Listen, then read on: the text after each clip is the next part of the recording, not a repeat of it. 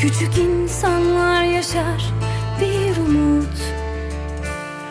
Küçük insanlar büyür, gözleri umutsuz. Büyük insanlar ölür sevgisiz. Ve günler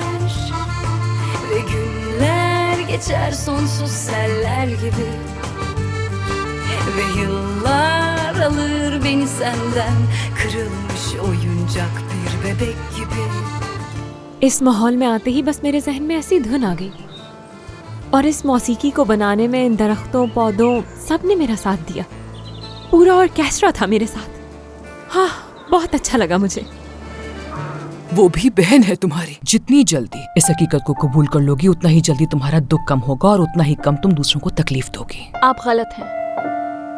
नहीं भूलूंगी कि मेरे वालिद ने मेरे साथ क्या किया और मैं उन्हें कभी माफ नहीं करूंगी। बिरोल भाई, उन्हें ये बताना हरगिज मत भूलिएगा कि मैं मुराद के साथ इजमीर जा रही हूँ।